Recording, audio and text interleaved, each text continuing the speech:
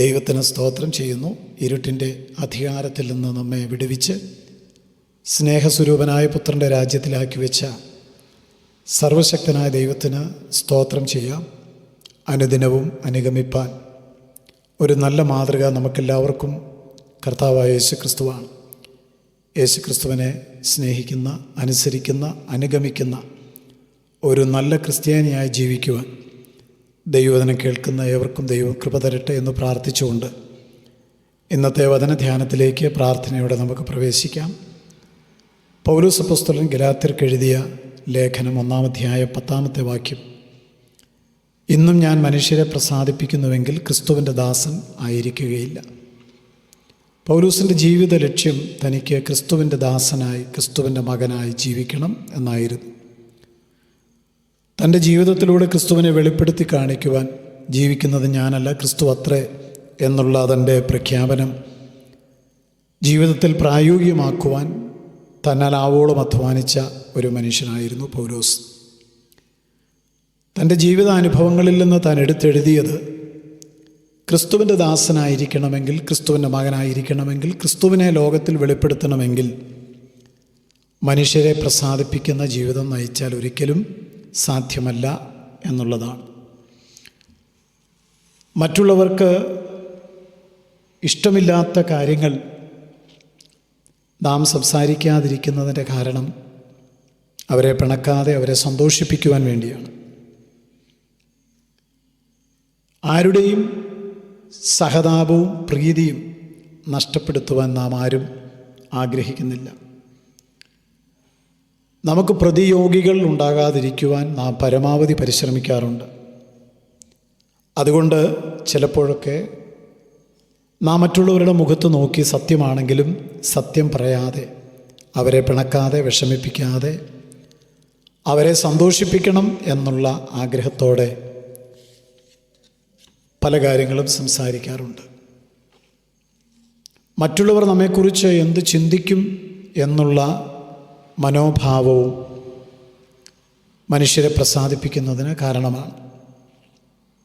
കർത്താവായ യേശു ഒരിക്കൽ പറഞ്ഞു, നാം വാസ്തവത്തിൽ ഭയപ്പെടുന്നത് മുഴുവൻ മനുഷ്യരെയാണ്. ദേഹിയെ കൊല്ലുവാൻ കഴിയാതെ ദേഹത്തെ കൊല്ലുന്നവരെ ഭയപ്പെടേണ്ട, ദേഹിയെയും ദേഹത്തെയും നരകത്തിൽ നശിപ്പിക്കുവാൻ കഴിയുന്നവനെ തന്നെ ഭയപ്പെടുവിൻ എന്ന് മത്തായി സുവിശേഷത്തിൽ നമ്മുടെ വാഴ്ത്തപ്പെട്ട കർത്താവ് അരുളി ചെയ്തിട്ടുണ്ട്. മനുഷ്യരുടെ പ്രസാദവും പ്രീതിയും ബഹുമാനവും ആദരവും നേടുവാനുള്ള നമ്മുടെ ശ്രമത്തിൽ പലപ്പോഴും നമുക്ക് നഷ്ടപ്പെട്ടു പോയത് ദൈവത്തിൻ്റെ പ്രസാദമാണ്. ദൈവം നമ്മുടെ പക്ഷത്തില്ലായിരുന്നെങ്കിൽ നാം അത് ചിന്തിച്ചിട്ടുണ്ടോ? അതുകൊണ്ട് നാം ജീവിക്കേണ്ടത് നിത്യതയുടെ വെളിച്ചത്തിലായിരിക്കണം. ഞാൻ നിങ്ങളെ അറിയുന്നില്ല, നിങ്ങൾ എനിക്കുള്ളവരല്ല എന്ന ശബ്ദം നാം ഒരിക്കൽ ദൈവത്തിൽ നിന്ന് കേൾക്കേണ്ടി വന്നാൽ മനുഷ്യരെ സന്തോഷിപ്പിക്കുന്ന ജീവിതം ഈ ഭൂമിയിൽ നയിച്ചതുകൊണ്ട് നമുക്കെന്ത് പ്രയോജനം ആണ് ഉണ്ടാവുക? അതുകൊണ്ട് എന്തു വില കൊടുത്തും ദൈവത്തിൻ്റെ പക്ഷത്ത് നിൽക്കുകയും ദൈവത്തെ പ്രസാദിപ്പിക്കുകയും ദൈവപ്രസാദമുള്ളവരായി ജീവിക്കുവാൻ നാം പരിശ്രമിക്കുകയും ചെയ്യണം. അതായിരിക്കണം നമ്മുടെ ജീവിതത്തിൻ്റെ ലക്ഷ്യം. മനുഷ്യരെ പ്രസാദിപ്പിക്കുവാനുള്ള ശ്രമം, അതിൻ്റെ പുറകിലുള്ള നമ്മുടെ മനോഭാവം, അത് നാം ഉപേക്ഷിച്ചെങ്കിൽ മാത്രമേ ദൈവത്തെ പ്രസാദിപ്പിക്കുവാനായിട്ട് കഴിയുകയുള്ളൂ.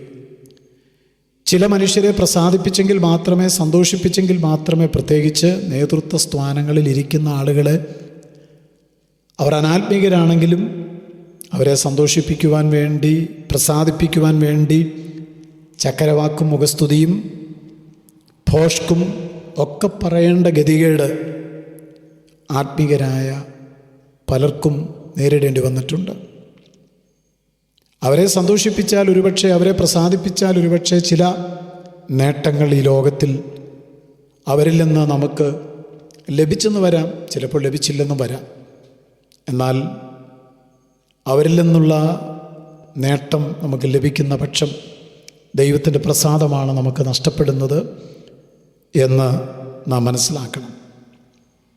പൗലോസ് അപ്പോസ്തലൻ പറയുന്നു, ഇന്നും ഞാൻ മനുഷ്യരെ പ്രസാദിപ്പിക്കുന്നുവെങ്കിൽ നിങ്ങൾക്കറിയാമോ, പലരും സ്നാനം ശരിയാണ് എന്ന് മനസ്സിലാക്കിയിട്ടും ദൈവവചനത്തിലെ സത്യങ്ങൾ സത്യമാണെന്ന് തിരിച്ചറിഞ്ഞിട്ടും എന്തുകൊണ്ട് വചനമനുസരിക്കുവാൻ തയ്യാറാകുന്നില്ല? അതിൻ്റെ ഉത്തരമാണ്, അവർ ദൈവത്തെ പ്രസാദിപ്പിക്കുന്നതിനേക്കാൾ ദൈവത്തിൻ്റെ മാനം ആഗ്രഹിക്കുന്നതിനേക്കാൾ മനുഷ്യൻ്റെ പ്രസാദവും മനുഷ്യൻ്റെ അംഗീകാരവും ആഗ്രഹിക്കുന്നു. അതുകൊണ്ട് നാം എല്ലാവരും വളരെ ജാഗ്രതയുള്ളവരായിരിക്കണം. ദൈവത്തിൻ്റെ വചനം നമ്മോട് ആവശ്യപ്പെടുന്നത് വാക്കിലും പ്രവൃത്തിയിലും എല്ലാം ദൈവത്തെ പ്രസാദിപ്പിക്കുന്ന ഒരു ജീവിതം നയിക്കേണ്ടതിനായി നമ്മെ സമർപ്പിക്കണമെന്നാണ്. നാം അതിനെന്താണ് ചെയ്യേണ്ടത്? നമ്മെ തന്നെ കർത്താവായ യേശുക്രിസ്തുവിൻ്റെ ഇഷ്ടത്തിനായി സമർപ്പിക്കുക. ദൈവത്തെ പ്രസാദിപ്പിക്കുവാനുള്ള പരിശ്രമത്തിൽ ഉറ്റവരും ഉടയവരും പ്രിയപ്പെട്ടവരും നമ്മെ തള്ളിക്കളഞ്ഞു നന്നേക്കാം, നമ്മോട് ശത്രുത പുലർത്തിയേക്കാം. എന്നാൽ അവരിൽ നിന്ന് ലഭിക്കേണ്ടതായ എല്ലാം ദൈവം നമുക്ക് നൽകും എന്നുള്ളതാണ് യാഥാർത്ഥ്യം. അതുകൊണ്ട് ദൈവത്തെ പ്രസാദിപ്പിക്കുക എന്നുള്ളത് ജീവിത ലക്ഷ്യമാക്കിക്കൊണ്ട് നമ്മുടെ ആത്മീയ ജീവിതം തുടരുവാൻ കർത്താവ് സഹായിക്കട്ടെ. പരിശുദ്ധ പിതാവേ, ഞങ്ങൾക്ക് ലഭിച്ച വചനത്തിനായി സ്തോത്രം. ഈ വചനത്തിന് മുമ്പിൽ ഞങ്ങളെ ഓരോരുത്തരെയും പരിശോധിപ്പാൻ കൃപ നൽകണം.